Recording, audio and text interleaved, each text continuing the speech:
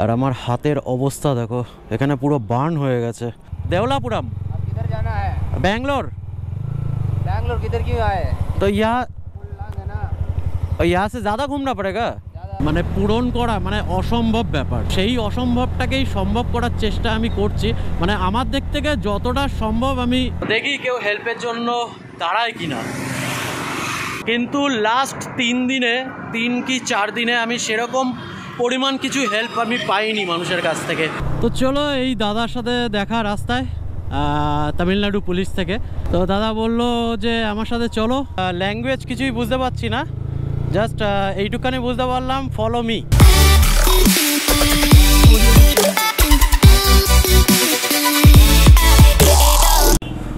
তো চলো আজকে অনেক দিন পর বাংলায় ভিডিও বানাচ্ছি, তো এর আপডেটগুলো দিচ্ছি।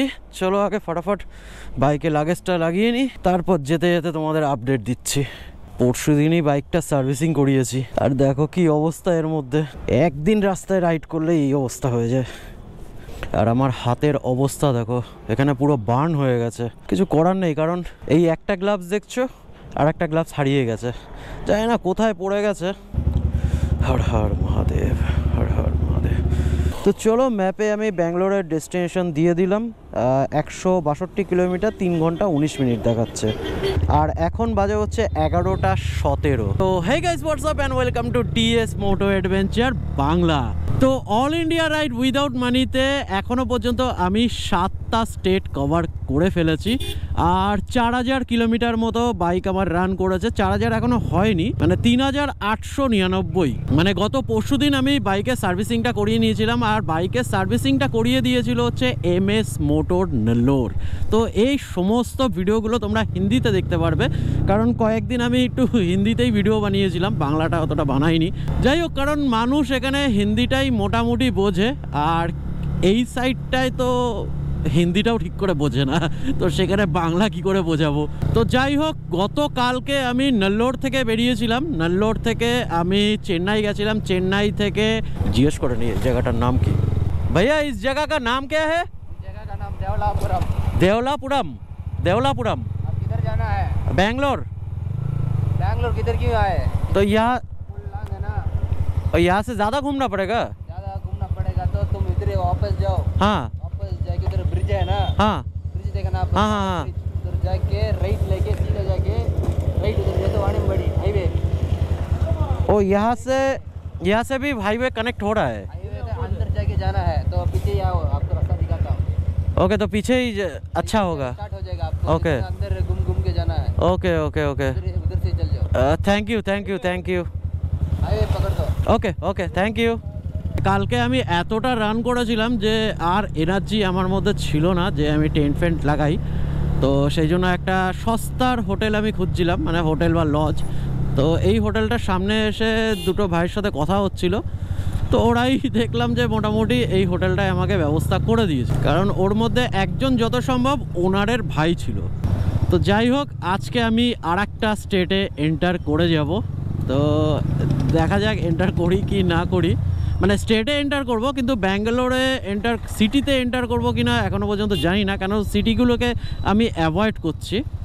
মানে যতটা পারছি আমি হাইওয়েতে থাকার চেষ্টা করছি।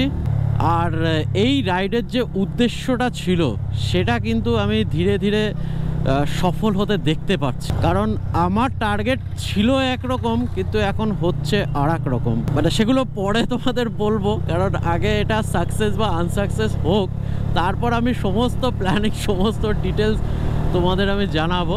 মানে এটা কিন্তু জেসের চ্যালেঞ্জ না, এটা কিন্তু খুব বড় একটা চ্যালেঞ্জ। আর এটা মানে পূরণ করা মানে অসম্ভব ব্যাপার, সেই অসম্ভবটাকেই সম্ভব করার চেষ্টা আমি করছি। মানে আমার দিক থেকে যতটা সম্ভব আমি চেষ্টা করছি, যতটা স্ট্রাগল করার, যতটা যা করার।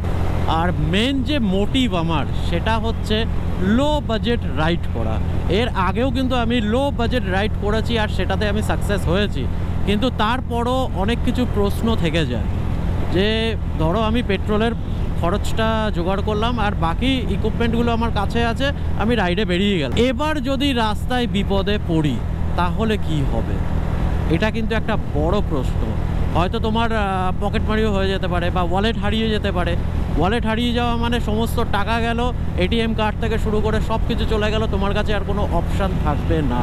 মানে আরও প্রচুর জিনিস রয়েছে যেগুলো আমি দেখার জন্য এই উইদাউট মানি কনসেপ্টটা আমি করছি, কারণ এটা যদি সাকসেস হয় তাহলে আমরা অনেক অপশান পাবো, অনেক কিছু জানতে পারবো, অনেক কিছু বুঝতে পারবো, মানুষের ব্যাপারে জানতে পারবো, মানুষ কি হেল্প করছে না করছে সেটাও আমরা জানতে পারবো। সেই জন্য একটা বড় চ্যালেঞ্জ, এই একটা চ্যালেঞ্জের মধ্যে থেকে আমরা সমস্ত জিনিসগুলো জেনে যাব। তো আপাতত যেটুকখানি আমার এক্সপিরিয়েন্স হয়েছে তাতে লো বাজেট রাইড করা পসিবল, এটা আমি ভালোভাবেই বুঝে গেছি।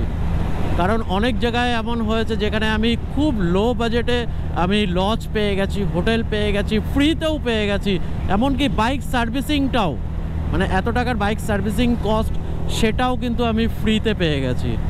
তারপর পেট্রোল পাম্পে আমি স্টে করেছি, নিজের খাবার নিজে বানিয়ে খেয়েছি, খাবার পর্যন্ত ফ্রি পেয়ে গেছি।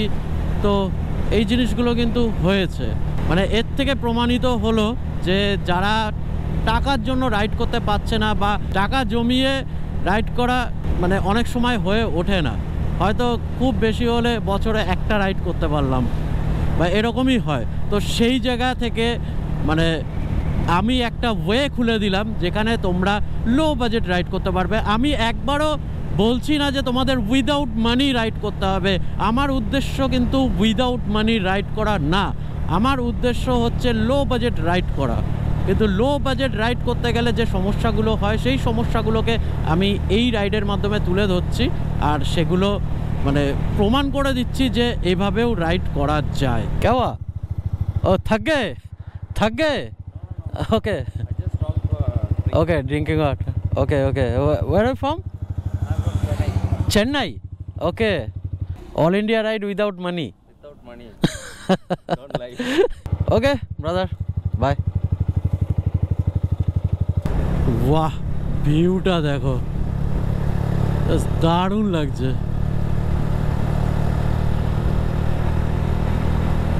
তো আজকের লাঞ্চ বিরিয়ানি দেখো, মানে 100 টাকায় চিকেন বিরিয়ানি আর 3 পিস চিকেন। দেখো এই একটা অর্ধেক খাওয়া হয়ে গেছে আর এখানে আর একটা, তো 3 পিস চিকেন দিয়ে বিরিয়ানি, তাও আবার 100 টাকায়। অবশ্য কলকাতায় যেরকম বিরিয়ানি আমরা খাই সেরকম বিরিয়ানি টেস্টটা না, কিন্তু খারাপও না, খাওয়া যাচ্ছে, বেশি রিচ না, তো অসুবিধা নেই। তো চলো এখান থেকে আমাদের ফ্রাইড রাইস কাম বিরিয়ানি খাওয়া হয়ে গেল। বাহ এই জায়গাটার ভিউটাও কিন্তু দারুণ।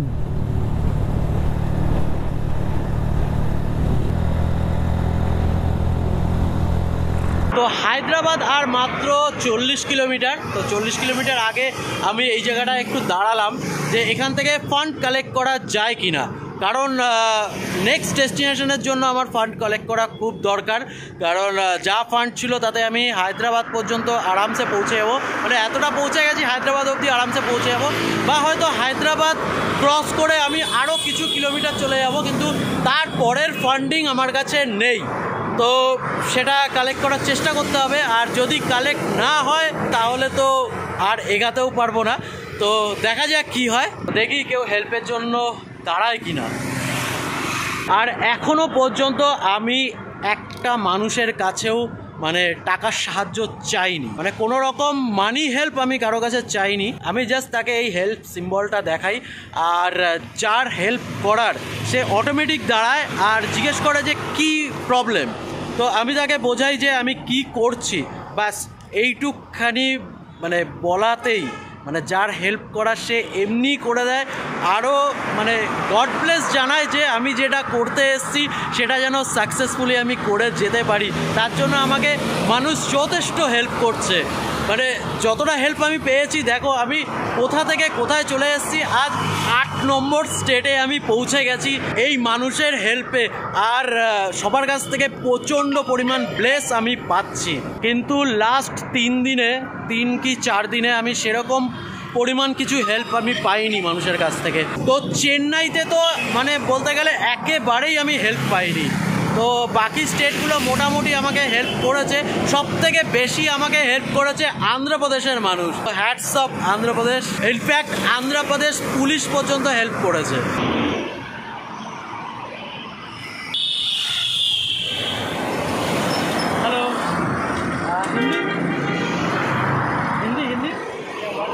ভাইয়া ইউটিউবে আসতে চাইছে না।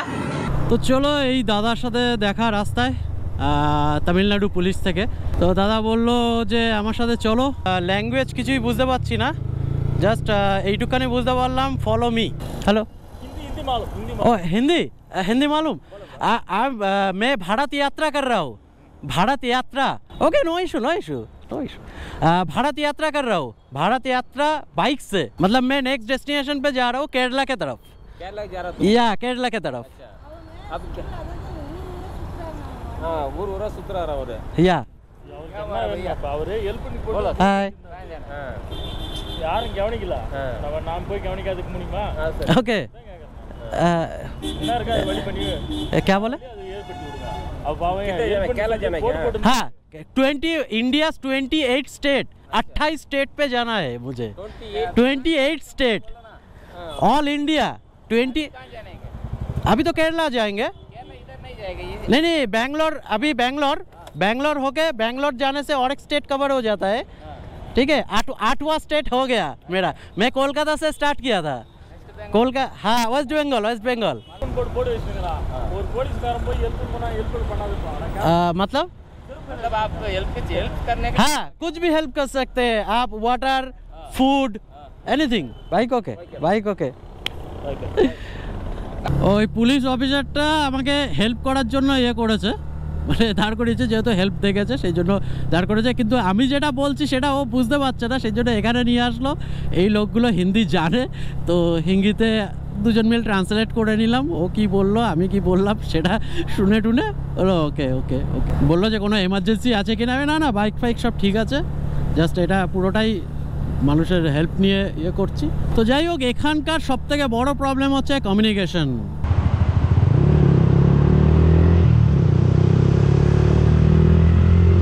তো চলো হায়দ্রাবাদ সিটিতে আমি এন্টার করলাম না, আমি তার আগে থেকেই হাইওয়ে ধরে নিলাম মসুরের দিকে যাওয়ার জন্য। মানে মসুর হয়ে আমি কেরালাতে এন্টার করব, কারণ এই রাইডটা না খুব বুঝে বুঝে করতে হচ্ছে, মানে কতটা কিলোমিটার কম করা যায়।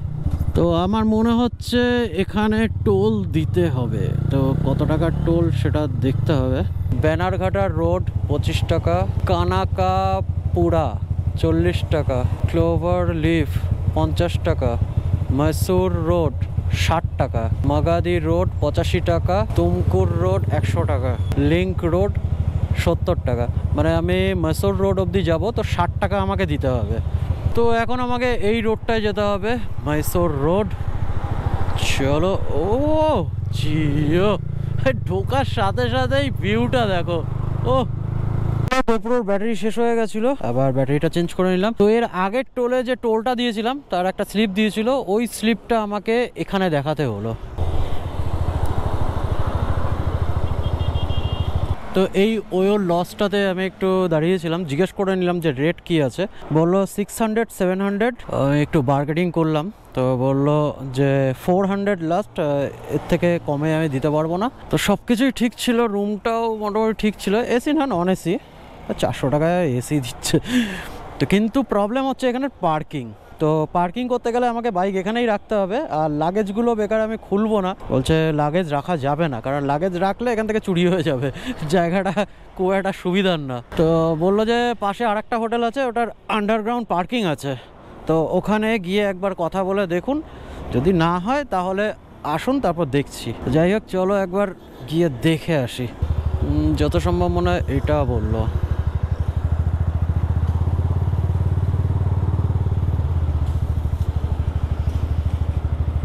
রাদার রুমস, চলো কোমোড আছে, মোটামুটি খারাপ না রুমটা। তো এটাও 700 টাকা বললো, দেখছি কি করা যায়। তো চলো এখানে বাইকটা রেখে দিলাম, 3টে লাগেজ এখানে থাকলো, টপ বক্সটা শুধু তুলে নিলাম, আর ট্যাঙ্ক ব্যাগ ব্যাস। তো এখানে থাকুক, কিন্তু 400 টাকায় হলো না, 500 টাকা। তো ওটাই ঠিক ছিল, আরও 100 টাকা কম ছিল, কিন্তু পার্কিং ছিল না ওখানে। তো চলো আর কি করা যাবে। Good morning from Karnataka. Top box set হয়ে গেছে, ট্যাঙ্ক ব্যাগ সেট হয়ে গেছে, এবার জুতোটাকে ঢুকিয়ে দিই। চলো এবার আস্তে আস্তে বেরানো যাক। আর কালকে রাতে প্রচণ্ড বৃষ্টি হয়েছিল, প্রচণ্ড। তো ভাবছিলাম যে সকালবেলায় বেরাবো কি করে, কিন্তু এখন দেখছি ওয়েদারটা ঠিক আছে, বেরিয়ে যাওয়া যাবে। আর এখন বাজে 9:42। এই আমি রওনা দিয়ে দিলাম মাসুরের দিকে। আর সকাল সকাল না প্রচণ্ড খিদে পেয়ে গেছে আমার, কারণ কালকে রাতে আমি কিচ্ছু খাইনি, জাস্ট একটা বিস্কুটের প্যাকেট খেয়ে শুয়ে পড়েছিলাম। মানে অ্যাকচুয়ালি কেসটা এরকম হয়েছিল যে রুমে গেছিলাম, ফ্রেশ হয়ে গেছিলাম, ফ্রেশ হওয়ার পর মানে শুয়েছি একটু বেডে, ঘুম চলে এসেছে। তো তারপর বাড়ি থেকে ফোন করেছিল, তখন একটুখানি কথা হলো, তারপর আবার ঘুমিয়ে পড়েছি। কারণ আমার ফিউল ফান্ডিং প্রায় শেষের পথে, কারণ যা পেট্রোল আছে তারপর একবার আমি রিফিল করে নিতে পারবো। কারণ কালকে যেহেতু আমাকে হোটেলে টাকা দিতে হলো, মানে এখানে 500 টাকা আমাকে দিতে হলো, তো সেই জন্য 500 টাকা পেট্রোল ফান্ডিং থেকে আরও কমে গেছে। তো এখন আমার কাছে 640 টাকা মতো রয়েছে পেট্রোল ফান্ডিংয়ের জন্য। তো তার আগে দেখি আবার একটুখানি পেট্রোল ফান্ডিং করতে হবে। তো চলো, এমনিতেই এই ভিডিওটা অনেকটা লেন্দি হয়ে গেছে, তো এই ভিডিওটাকে আর লেন্দি না বানিয়ে এখানেই করি এন্ড। আর হ্যাঁ, তোমরা আমাকে ইনস্টা আর ফেসবুকে ফলো করে রাখো, কারণ ডেলি টু ডেলি আপডেট আমি ওখানেই আগে পোস্ট করি। তো চলো, এই ভিডিওটাকে করি এখানেই এন্ড। আবার দেখা হবে অন্য একটা ভিডিওতে। তো ততক্ষণের জন্য stay tune, take care and good by.